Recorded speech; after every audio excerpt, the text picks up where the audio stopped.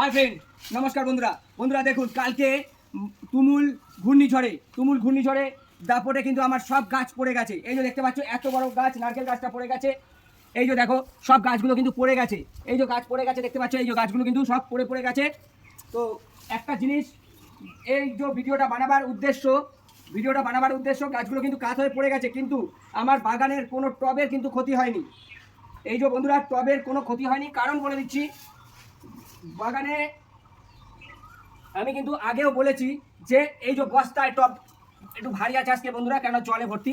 এই যে বস্তায় টব গাছ লাগালে সুবিধাটা কোথায়? আমাদের বস্তায় গাছ লাগালে আমাদের সুবিধা হচ্ছে, গাছ যদি কাতও হয়ে যায়, গাছ কাত হয়ে পড়ে গেলেও মাটির টব হলে ভেঙে যাওয়ার ভয় থাকে, কিন্তু প্লাস্টিকের টব হলে কিংবা প্লাস্টিকের টব তাও ফেটে যেতে পারে, কিন্তু বস্তার টব ভেঙে যাওয়ার কোনো ভয় নেই।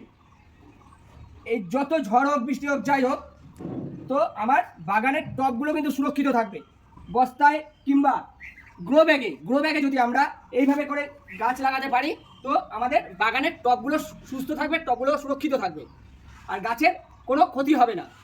তবে ঝড় বৃষ্টির সময় বন্ধুরা একটা রিকোয়েস্ট করব, যে প্যারাবিট ওয়াল, আমার যেমন প্যারাবিট ওয়াল নেই, দেখুন প্যারাবিট ওয়াল যদি না থাকে, তাহলে প্যারাবিট এরিয়া থেকে একটু ভিতর দিকে গাছ সবসময় টবগুলোকে একটু সরিয়ে দেবেন, তাহলে কাত হয়ে পড়ে গেলেও টবটা মাটির নিচে পড়ে যাওয়ার ভয় থাকবে না।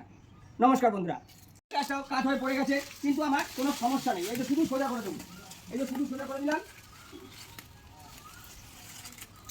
এই যে শুধু একটু সোজা করে দেবো, ব্যাস হয়ে গেল। গাছের জায়গায় চলে আসলো।